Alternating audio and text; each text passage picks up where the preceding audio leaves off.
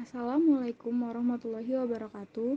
Kami dari kelompok 3, mata kuliah pengantar manajemen, akan membahas tentang materi tanggung jawab sosial dan etika manajemen. Selanjutnya, pertama-tama kami akan membahas apa pengertian dari tanggung jawab sosial dan pengertian dari etika manajemen. Pengertian tanggung jawab sosial. Tanggung jawab sosial atau Corporate Social Responsibility atau CSR adalah suatu konsep organisasi perusahaan yang memiliki berbagai bentuk tanggung jawab terhadap seluruh pemangku kepentingannya, yang diantaranya adalah konsumen, karyawan, pemegang saham, komunitas, dan lingkungan dalam segala aspek operasional perusahaan, yang mencakup aspek ekonomi, sosial, dan lingkungan. CSR dapat dikatakan sebagai kontribusi perusahaan terhadap tujuan pembangunan berkelanjutan dengan cara memanajemen dampak atau meminimasi dampak negatif dan maksimisasi dampak positif terhadap seluruh pemangku kepentingannya. Selanjutnya, kami akan membahas tentang pengertian etika manajemen. Pengertian etika manajemen yaitu satu set kepercayaan, standar, atau pemikiran yang mengisi suatu individu, kelompok, atau masyarakat. Etika juga diartikan sebagai sistem dari prinsip-prinsip moral atau aturan untuk bertindak, atau rule of conduct. Etika menyangkut perilaku, perbuatan, dan sikap manusia terhadap peristiwa penting dalam hidupnya. Isu etika hadir dalam sebuah situasi ketika tindakan yang dilakukan oleh seseorang atau sebuah organisasi dapat menimbulkan manfaat atau kerugian bagi yang lain. Jadi, etika manajemen merupakan standar kelayakan pengelolaan yang memenuhi kriteria etika. Selanjutnya, kami akan menjelaskan tentang strategi pengelolaan tanggung jawab sosial. Strategi pengelolaan tanggung jawab sosial. Pengelolaan tanggung jawab sosial memiliki beberapa strategi yang bagaimana sebagai berikut. Yang pertama, strategi reaktif. Kegiatan bisnis yang melakukan strategi reaktif dalam tanggung jawab sosial cenderung menolak atau menghindari diri dari tanggung jawab sosial tersebut. Yang kedua, strategi defensif. Strategi defensif dalam tanggung jawab sosial yang dilakukan oleh perusahaan terkait dengan menggunakan pendekatan legal atau jalur hukum untuk menghindari diri atau menolak tanggung jawab sosial tersebut. 3. Strategi akomodatif. Di dalam strategi akomodatif merupakan tanggung jawab sosial yang menjalankan perusahaan dikarenakan adanya tuntutan dari masyarakat dan lingkungan sekitar akan hal tersebut. 4. Strategi proaktif. Sebuah perusahaan memandang bahwa tanggung jawab sosial adalah berbagi dari tanggung jawab untuk memuaskan stakeholders. Jika suatu saat stakeholders terpuaskan, maka citra positif terhadap perusahaan akan terbangun. Selanjutnya, kami akan membahas tentang pandangan mengenai tanggung jawab sosial. Pandangan mengenai tanggung jawab sosial. Yang pertama, pandangan tradisional. Sebuah pertemuan Johannesburg tahun 2002 yang dihadiri para pemimpin dunia memunculkan konsep social responsibility yang mengiringi dua konsep sebelumnya, yaitu economic dan environment sustainability. Ketiga konsep ini menjadi dasar bagi beberapa perusahaan dalam melaksanakan tanggung jawab sosialnya. Pada pertemuan penting di UN Global Compact di Jenewa, Swiss, Kamis pada tanggal 7 Juli 2007 yang dibuka Sekjen PBB mendapatkan perhatian media dari berbagai penjuru dunia. Pertemuan itu bertujuan meminta perusahaan untuk menunjukkan tanggung jawab dan perilaku bisnis yang sehat yang dikenal dengan Corporate Social Responsibility. Sesungguhnya substansi keberadaan CSR adalah dalam rangka memperkuat keberlanjutan perusahaan itu sendiri dengan jalan membangun kerjasama antar stakeholder yang difasilitasi perusahaan tersebut dengan menyusun program-program pengembangan masyarakat di sekitarnya. Ada dua konsep awal yang sejak dulu menjadi landasan-landasan perusahaan dalam menjalankan praktik tanggung jawab sosial. Di satu sisi, ada pihak yang mengatakan bahwa urusan bisnis adalah menjalankan bisnis saja. Pandangan seperti ini dipopulerkan oleh Milton Friedman. Menurut Friedman, hanya ada satu tanggung jawab sosial perusahaan, yaitu menggunakan sumber daya aktivitas yang bisa mendapatkan dan meningkatkan laba perusahaan, sepanjang semuanya sesuai aturan yang ada, terbuka, dan bersaing bebas tanpa kecurangan. Pemerintah dapat mengatur berbagai aturan main tentang cara operasi yang tidak merusak lingkungan dan mengganggu masyarakat, tentang tentang perpajakan, tentang penggunaan tenaga kerja, dan lain-lain. Perusahaan tinggal mengikutinya saja. Jadi, pandangan mendirikan dan menjalankan bisnis seperti ini motifnya sesungguh-sungguh untuk motif ekonomi semata. 2. Pandangan sosial ekonomi. Ada pandangan menyebutkan bahwa kalangan bisnis layaknya memiliki tanggung jawab yang lebih. Pandangan ini biasanya disebut sebagai socio-economic view. Ada 4 pokok pikiran dari pandangan ini, yaitu sebagai berikut. 1. Tanggung jawab perusahaan lebih dari sekedar menciptakan laba, yaitu perusahaan juga terlibat untuk urusan menjaga dan meningkatkan kesejahteraan masyarakat secara keseluruhan. 2. Perusahaan pada dasarnya bukan pihak independen yang hanya bertanggung jawab kepada pemegang sahamnya. 3. Perusahaan seharusnya memiliki tanggung jawab yang moral kepada masyarakat yang lebih luas, baik untuk urusan sosial, hukum, dan berbagai masalah perpolitikan. 4. Perusahaan haruslah melakukan hal yang baik dan benar, dan bermanfaat bagi masyarakat dalam menjalankan usahanya. Salah satu pihak yang menjadi pengusung pandangan socio-economic view ini adalah Archibald Carroll, yang mengaitkan tanggung jawab sosial perusahaan dan tanggung jawab perusahaan terdiri dari 4 level, yaitu yang pertama, tanggung jawab ekonomi. Tanggung jawab ekonomi ini menghasilkan barang dan jasa yang bernilai bagi masyarakat sehingga perusahaan dapat membayar pada pemegang saham dan kreditornya. Yang kedua, tanggung jawab legal. Tanggung jawab legal ini ditentukan pemerintah melalui produk hukum dan dipatuhi oleh perusahaan. Tingkat ini perusahaan bagaimanapun harus mematuhi apapun peraturan perusahaan terkait dengan operasinya. Perusahaan dianjurkan untuk peraturan ini akan membawa manfaat sendiri bagi perusahaan. Semisalnya sebuah perusahaan yang menggunakan bahan kimia saat mengolah limbahnya dianjurkan untuk mematuhi aturan pemerintah tentang ambang batas. 3. Tanggung jawab etika. Tanggung jawab etika mengikuti kepercayaan yang berlaku tentang perilaku tertentu di masyarakat. Di sinilah urutan selanjutnya berada, di mana perilaku perusahaan sangat ditentukan oleh perlakuan utama dari mahasiswanya. Yang keempat, tanggung jawab direksi. Sesuatu yang secara murni dan sukarela, tapi perusahaan melakukannya sebagai sesuatu yang wajib. Bagi Carroll, 2 tanggung jawab yang terakhir inilah yang disebut tanggung jawab sosial. Dan keempat tanggung jawab ini menurut Carroll harus berlangsung berurutan. Sebuah perusahaan baru bisa menjalankan direksi kalau ia sudah mampu menjalankan tanggung jawab yang ada di sebelumnya.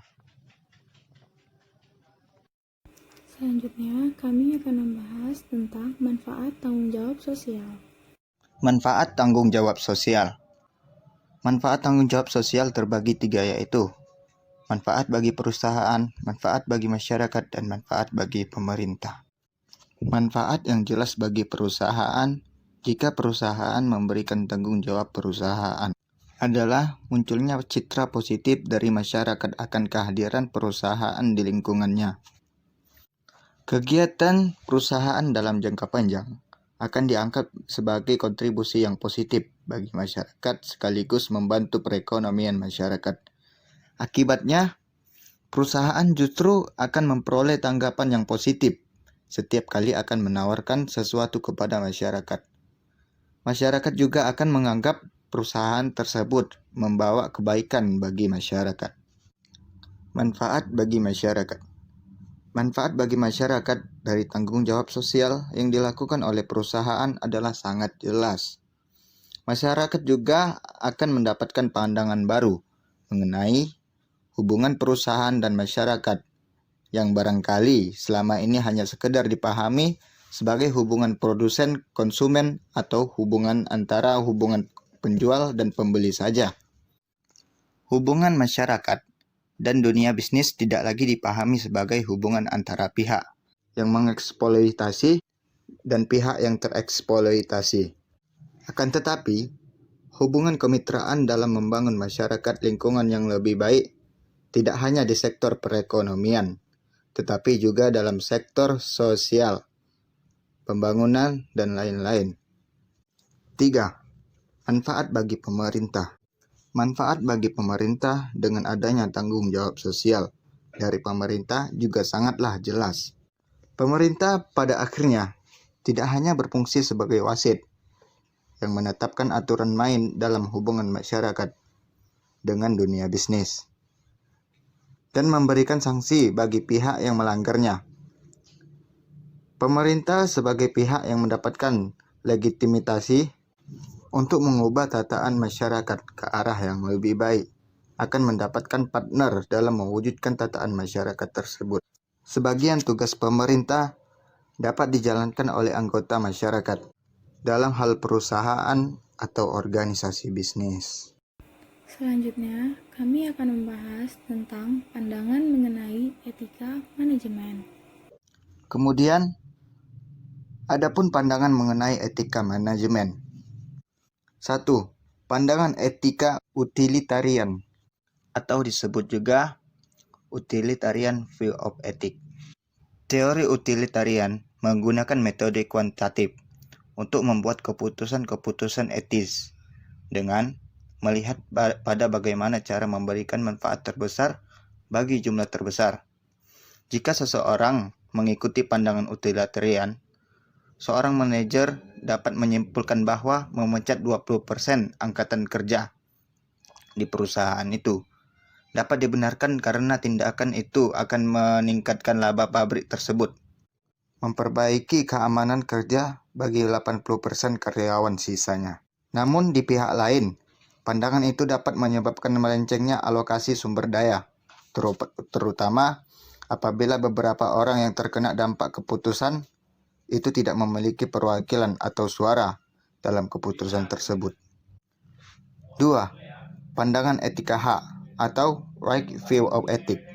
Sudut pandangan etika lain adalah pandangan etika hak yang peduli terhadap penghormatan dan perlindungan hak dan kebebasan pribadi individu seperti hak terhadap kerahasiaan, kebebasan suara hati, kemerdekaan berbicara, dan proses semestinya. Segi positif sudut pandang hak itu ialah bahwa sudut pandang tersebut melindungi kerahasiaan dan kebebasan individu. Tetapi sudut pandang yang tersebut memiliki sisi negatif bagi organisasi. Sudut pandang itu dapat menimbulkan berbagai hambatan terhadap produktivitas dan efisien yang tinggi. Kemudian 3. Pandangan etika teori keadilan atau Theory of Justice View of Ethics. Pandangan berikutnya adalah pandangan etika teori keadilan. Berdasarkan pendekatan ini, para manajer harus menerapkan dan memaksakan dan mendorong peraturan secara adil dan tidak memihak. Dan tindakan itu dilakukan dengan mengikuti seluruh peraturan dan perundang-undang di bidang hukum. Walaupun begitu, pandangan itu memerlukan perubahan karena perubahan dunia yang dihadapi para manajer. Etika yang didasarkan pada kriteria non-utilitarian itu merupakan tantangan yang mencolok bagi manajer karena membuat keputusan berdasarkan kinerja atau kriteria seperti itu melibatkan jauh lebih banyak ketidakjelasan bila dibandingkan dengan menggunakan kriteria utilitarian. Selanjutnya, kami akan membahas tentang konsep dasar etika manajemen. Konsep dasar etika manajemen. Menurut Kreitner, etika pada dasarnya adalah studi mengenai tanggung jawab moral yang terkait dengan apa yang dianggap benar dan apa yang dianggap salah. Griffin secara ringkas menyatakan bahwa etika adalah keyakinan akan sesuatu yang dianggap baik dan buruk. Namun, Kreitner mengingatkan bahwa etika manajemen lebih jauh lagi berbicara mengenai nilai-nilai yang dianut oleh organisasi sehubungan dengan keyakinan bisnis yang dijalankannya. 2. Nilai personal sebagai standar etika. Nilai dan norma dalam personal merupakan suatu hal yang penting dalam manajemen, sebab hal itu memiliki peranan penting dalam hal pengambilan keputusan dan etika manajemen. Hal ini memunculkan perlunya pengkajian seputar nilai personal sebagai standar etika. Nilai sendiri pada dasarnya merupakan pandangan ideal yang mempengaruhi cara pandang, cara berpikir, dan perilaku dari seseorang. Nilai personal pada dasarnya merupakan cara pandang, cara berpikir, dan keyakinan yang dipegang oleh seseorang sehubungan dengan segala kegiatan yang dilakukannya. 3. Nilai terminal dan nilai instrumental. Menurut Kreitner, nilai personal dibagi menjadi dua jenis, yaitu nilai terminal dan nilai instrumental. Nilai terminal merupakan pandangan dan cara berpikir seseorang yang terwujud melalui perilakunya, yang didorong oleh motif dirinya dalam meraih sesuatu. Nilai instrumental Nilai instrumental adalah pandangan dan cara berpikir seseorang yang berlaku untuk segala keadaan dan diterima oleh semua pihak sebagai sesuatu yang memang harus diperhatikan dan dijalankan. Pandangan empiris mengenai nilai personal, nilai terminal dan nilai instrumental. Nilai terminal perlu dimiliki oleh seseorang adalah kejujuran, tanggung jawab, kapabilitas, ambisi, dan independensi. Nilai instrumental, nilai-nilai yang mendominasi para pekerja antara lain adalah penghargaan terhadap pribadi, keamanan dan kesejahteraan keluarga pekerja, kebebasan dan kemerdekaan, dorongan untuk meraih sesuatu, dan kebahagiaan. Selanjutnya, kita akan memasuki pembahasan tentang mengukur etika manajemen. Mungkin sebagian dari kita terkadang bertanya, bagaimana kita dapat mengukur sebuah kegiatan? Apakah kegiatan itu sudah memenuhi kriteria etika ataukah tidak? Nah, sebagaimana telah diterangkan dalam pembahasan sebelumnya, bahwa nilai personal dapat digunakan untuk mengukur etika. Lebih lanjut lagi, di sini saya akan memberikan panduan apakah sesuatu kegiatan sudah memenuhi kriteria atau tidak. Ini dapat dinilai dari 4 kriteria etika. Yang pertama itu dinilai dari sisi manfaat atau benefits. Yang kedua dari pemenuhan hak-hak atau rights. Yang ketiga prinsip keadilan atau justice. Dan yang keempat sifat pemeliharaan atau caring. Di sini saya akan menjelaskan 4 kriteria etika tersebut. Sebagai contoh, sebuah tindakan manajer dalam pemberian insentif kepada pegawai yang berprestasi. Tindakan ini bisa dikatakan sebagai tindakan yang etis atau memenuhi kriteria etika dari keempat kriteria tersebut. Yang pertama dari sisi manfaat. Jelas semua pihak merasakan manfaat dari prestasi yang dilakukan pegawai. Perusahaan memperoleh manfaat dari hasil kerja keras pegawainya yang berprestasi. Demikian juga bagi pegawainya. Insentif memberikan manfaat psikis berupa penghargaan terhadap kerja kerasnya, sekaligus manfaat fisik berupa balasan yang seimbang dengan apa yang telah dilakukannya. Yang kedua, dari sisi pemenuhan hak-hak. Jelas tindakan pemberian insentif kepada pegawai yang berprestasi jika memang telah ditetapkan aturannya memenuhi kriteria pemenuhan hak-hak dari seluruh pihak. Bagi yang menerima insentif, dia terpenuhi haknya setelah memberikan prestasi kepada organisasi, dan bagi yang tidak berprestasi, maka dia tidak memiliki hak untuk mendapatkan insentif hingga dia dapat menunjukkan prestasinya. Yang ketiga, dari sisi prinsip keadilan. Jelas bahwa tindakan pemberian insentif bagi pegawai yang berprestasi memenuhi prinsip keadilan, yaitu dengan memberikan perlakuan yang seimbang dengan apa yang telah ditunjukkan pegawai dalam pekerjaannya. Dan yang terakhir yaitu dari sisi pemeliharaan.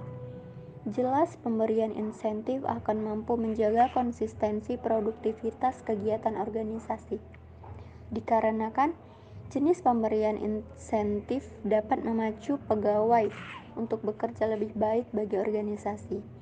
Dan di sisi lain, juga tetap memelihara motivasi pegawai yang telah menunjukkan prestasi yang baik melalui penghargaan dengan pemberian insentif. Selanjutnya, kami akan membahas tentang konflik nilai etika manajemen. Di sini saya akan menjelaskan satu persatu dari ketiga konflik tersebut. Yang pertama, konflik intrapersonal. Konflik intrapersonal adalah konflik yang terjadi pada diri sendiri. Konflik ini ditimbulkan oleh faktor-faktor pemikiran pribadi itu sendiri, seperti sikap, emosi, prinsip, dan kepentingan diri sendiri.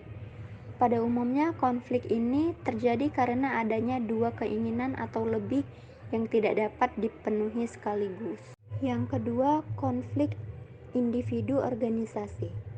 Pada dasarnya, ini merupakan konflik yang terjadi pada saat nilai yang dianut oleh individu berbenturan dengan nilai yang harus ditanamkan oleh perusahaan. Dan yang ketiga, konflik antar budaya. Pada dasarnya merupakan konflik antar individu maupun antar individu dengan organisasi yang disebabkan oleh adanya perbedaan budaya di antara individu yang bersangkutan atau juga organisasi yang bersangkutan. Selanjutnya, kami akan membahas tentang isu-isu seputar etika manajemen. Adapun isu-isu seputar etika manajemen yaitu penggunaan obat-obat terlarang, pencurian oleh para pekerja atau konflik kepentingan, pengawasan kualitas atau quality control, penyalahgunaan informasi yang bersifat rahasia, penyelewengan dalam pencatatan keuangan, penggunaan aset perusahaan, pemecatan tenaga kerja, polusi lingkungan, cara bersaing dari perusahaan yang dianggap tidak etis, penggunaan pekerja atau tenaga kerja di bawah umur, pemberian hadiah kepada pihak-pihak tertentu yang terkait dengan pemegang kekuasaan. Selanjutnya, kami akan membahas tentang manfaat etika manajemen. Kemudian, manfaat etika manajemen meliputi antara lain 1. Dapat meningkatkan kredibilitas suatu perusahaan karena etika telah dijadikan sebagai corporate culture. Hal ini terutama penting bagi perusahaan besar yang karyawannya tidak semuanya saling mengenal satu sama lainnya. Dengan adanya etika bisnis, secara intern semua karyawan terkait dengan standar etis yang sama sehingga akan mengambil kebijakan atau keputusan yang sama terhadap kasus sejenis yang timbul. Kemudian kedua, dapat membantu menghilangkan gray area atau kawasan kelabu di bidang etika atau penerimaan komisi, penggunaan tenaga kerja anak, kewajiban perusahaan dalam melindungi lingkungan hidup. Kemudian yang ketiga, menjelaskan bagaimana perusahaan menilai tanggung jawab sosialnya. Dan yang keempat, menyediakan bagi perusahaan dan dunia bisnis pada umumnya kemungkinan untuk mengatur diri sendiri atau self-regulation. Yang kelima, bagi perusahaan yang telah go public dapat memperoleh manfaat berupa meningkatkan kepercayaan pada investor. Selain itu, karena adanya kenaikan harga saham, maka dapat menarik minat para investor untuk membeli saham perusahaan tersebut. Keenam, meningkatkan daya saing sesama perusahaan. Dan yang terakhir, membangun corporate image atau citra yang positif. Kemudian, kita masuk mendorong pelaksanaan etika dalam manajemen. Ada beberapa hal yang mungkin dapat dilakukan oleh perusahaan sehubungan dengan dorongan untuk menjelaskan etika dan dalam manajemen. Beberapa hal yang mungkin dapat dilakukan yaitu antara lain 1. Pelatihan etika, di mana sebuah organisasi dalam menjalankan kegiatan pada kenyataannya memerlukan waktu dan dalam mewujudkannya. Yang kedua, advokasi etika. Upaya perusahaan untuk menjalankan etika dalam kegiatannya dengan cara menempatkan orang atau tim khusus dalam tim manajemen perusahaan yang bertugas untuk mengontrol dan mengawasi segala kegiatan dan perusahaan agar tetap memenuhi standar etika. Dan yang ketiga, standar aturan mengenal etika perusahaan. Implementasi dari hal ini akan efektif jika memenuhi dua syarat, yaitu perusahaan perlu menyatakan secara spesifik kepada publik mengenai kode of ethics yang mereka jalankan. Kedua, agar kode of ethics ini bisa berjalan secara efektif perlu adanya dukungan dari tim manajemen puncak melalui sistem pengawasan tertentu seperti reward atau punishment system. Dan yang keempat, ketertiban masyarakat dalam mengontrol etika bisnis. Upaya untuk menjamin perusahaan akan menjalankan kegiatan secara lebih beretika adalah dengan melibatkan publik dalam setiap kegiatan perusahaan yang dianggap tidak beretika. Sekian dan terima kasih. Wassalamualaikum warahmatullahi wabarakatuh.